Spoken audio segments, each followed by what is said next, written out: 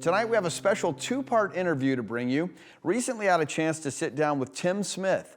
Tim has just been named the new CEO of Crosswinds Counseling. I met with him in Fort Wayne a couple of weeks ago in the time after he was named CEO, but before his tenure had officially begun, to get his vision for the organization and the work that will be happening in Indianapolis and beyond. Here is part one of that conversation. So Tim, let's start by just getting to know you. For those that don't know you, especially now into your new role as CEO, tell us a little bit about yourself. Yeah, Tim Smith, wife Angela, married 32 years, had a recent anniversary. We have 5 adult children between the ages of 23 and 29. That's noteworthy. What's more noteworthy is those 5 adult children have now given us 13 grandchildren, with 2 more on the way. In fact, there was a 1-week period this past late summer, early fall, when all 4 of our daughters and my husband or my son's newlywed bride were pregnant during the same week. Wow. So God's been blessing the Smith family with grandchildren. Of the 13, the oldest is how old? Well, she just turned 5. So you have 13, 5 and under. And 12 of them are 4 and under. What is, not to get too off topic, but what is that like, being the grandfather of 13 basically preschoolers? Yeah, well, we're filming this in between Christmas and New Year's, which means our entire family was just together 3 out of the last 5 days. And it is as fun as it is hectic. You're talking about 12, 4 and under, so you can imagine the amount of infant care, shall we say, that's necessary in our house. Somebody's changing a diaper or feeding a child or 3 almost all the time. We're now outnumbered, so there's 2, my wife and I, 5 children and 5 spouses, so there's 12 adults. We're at 13 going to 15. We're now outnumbered, so we're playing goalie and defense more than we're playing offense. Right. It's a zone defense. It's a zone.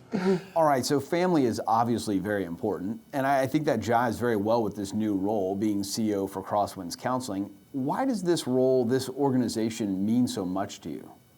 Yeah, well, family in general, as you stated, that's the obvious, but more particularly the faith-centric, family-centric approach to family.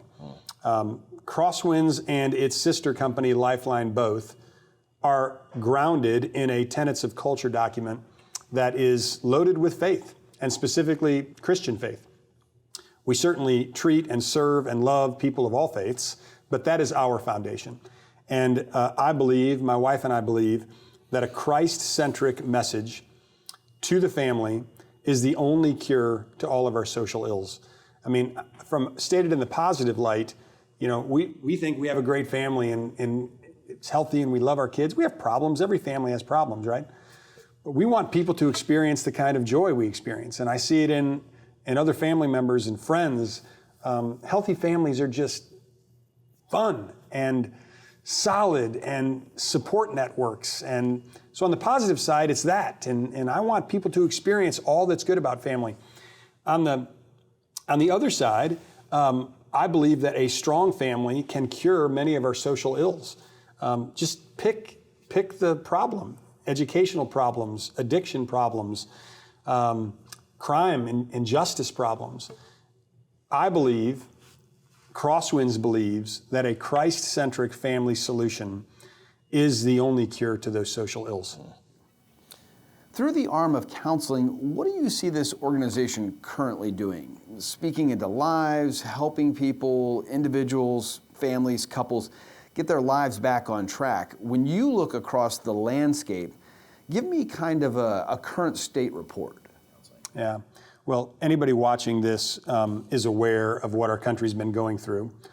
We've always had a need for counseling and support for mental health in our country, in our state, in our cities across Indiana. After the last 2 years, there is no doubt the need is greater than ever. Our people, all day, every day, have the privilege to love our clientele just by talking to them. I mean, I have a hard time imagining a greater privilege than that. Loving one another is the essence of Christ's message. That's what we do as counselors. We love people into better health. Wow. It's hard work. but it is meaningful work. When you think about leading this organization that does that valuable work in the name of Jesus, these people who are in the trenches every day, what comes to mind in terms of both something that might excite you and something that you see as a challenge as you step into your new role? Yeah, between all of our organizations under the Lasting Change umbrella, including Crosswinds, in 2021, we will have done, by the end of this year, over 700,000 hours of counseling to folks all across the state of Indiana. That's exciting. It is more exciting to me to think of that number as 2 million or 3 million. If we're right, and I'm pretty convinced we are, that a Christ-centric family solution is the solution, 700,000 hours just this year in 2021, 2-3 million hours in the future. You ask me the state of counseling. The state of counseling is, it's probably harder than it was in the past, given the events of the last couple of years, but that means it's more rewarding. The challenges may be harder, but the rewards and the solutions are greater, and we see it every day. So what excites me is 700,000 is great, 2 or 3 million is better, and when we see every day families get better, individuals get better as a result of our counseling, that's exciting to me.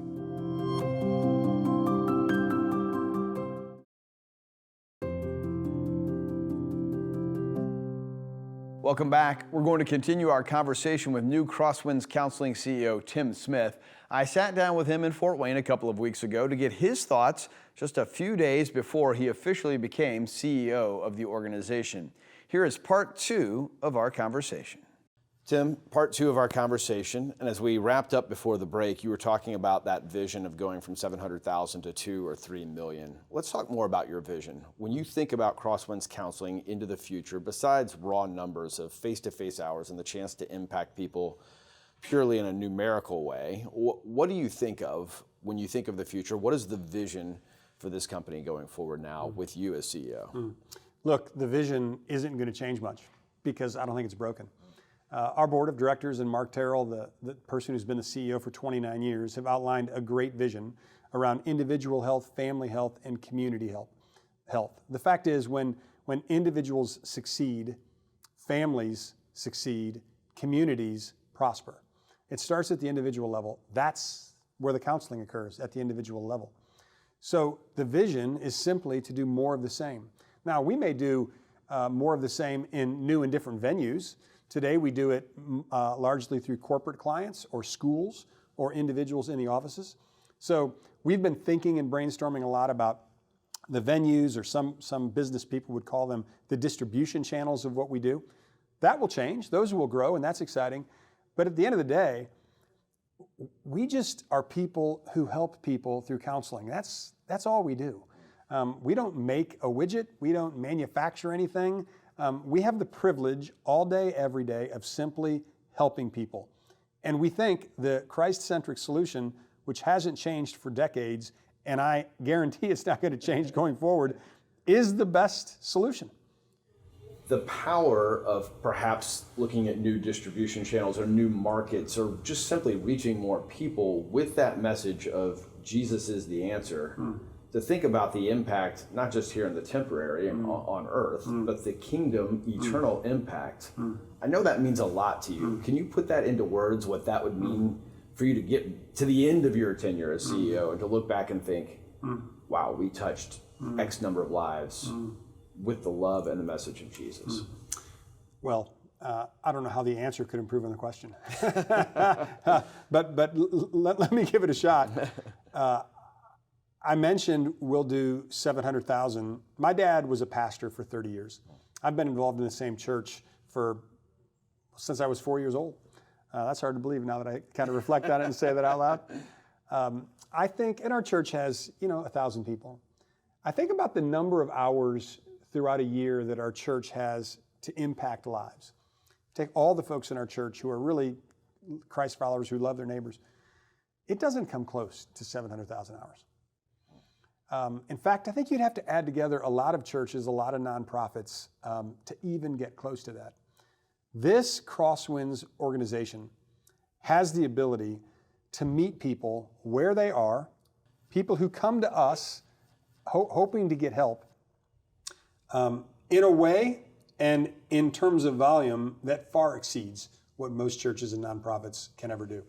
So, somebody may come to us with an addiction problem or a marital problem or a parental challenge. And hopefully through the course of our conversations, they'll learn that there's a huge spiritual element in it. And maybe they knew who Christ was, maybe they didn't. But I'm pretty sure they will have been introduced to who he is by the end. You ask, hey, what am I going to think about when I get to the end? I can't even imagine, Curtis, millions and millions and millions of hours over, a lot of years, hopefully as CEO, of our team telling people that Christ is the ultimate solution to their challenges, but more than a solution to challenge, an opportunity for the most abundant life possible. Yeah. That's what we're talking about. Wow. Going forward for Crosswinds, one of the challenges that we've already seen, we'll probably continue to see, is overcoming the stigma that exists around mental health, about going to a counselor, about dealing with some of these issues. When you think about the stigma that is out there and how Crosswinds can help to address that and to overcome that, what thoughts come to mind dealing with that stigma? Yeah. My wife and I are big Colts fans, and we recently have been watching Hard Knocks, right. Which highlights the Colts. And one of those episodes, the Coach Wright, had his shirt on, kicking the stigma. And it highlighted what the Colts have been doing in that regard. It warmed my heart, and that seems like a small, soft statement, but that's what it did. It warmed my heart to see an organization with such national prominence, leaders like the owner, the coach, the players, all saying the same thing. There has been historically, maybe it's more so among people kind of my age and older, there has been a stigma to some extent associated with mental health. And that just can't be anymore. Very simply, that cannot be. I salute the Colts for changing it. Our organization certainly has been changing it for decades. We'll continue to change it. I mentioned earlier that I have 5 kids between the ages of 24 and 29. And we talk a lot about this. I actually think that generation is better than my generation in terms of stigma. I don't think there's as much stigma with many of our younger folks today, and that's a great thing. That is a great thing.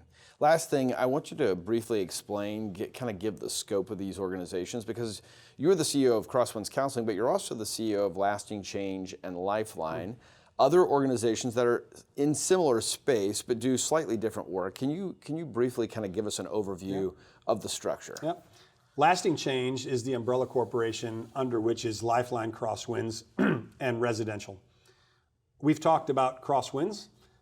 It's a private in-office counseling entity. Lifeline is a home-based counseling entity that does much of our work on behalf of the Indiana Department of Child Services. This year, we'll probably help 10,000 different families across the state of Indiana, meeting with them in their homes, talking about the same sorts of things that we talk about with our clients on the Crosswinds side. So home-based, but DCS clients provided. And we're so honored to help that group of folks. And then finally, we have a residential division where if the viewer thinks of a traditional group home, that's what those are. We have a group home in the Dominican Republic. We have one in Pierceton, Indiana, and we have one right here in Fort Wayne. And so these are folks who either come privately to us in the DR or come to us again through DCS with various backgrounds, and the state and the individuals have decided that we can help them in a particular area. So we're one organization with 3 different focuses: in-office counseling, home-based counseling, and then residential or group home type counseling.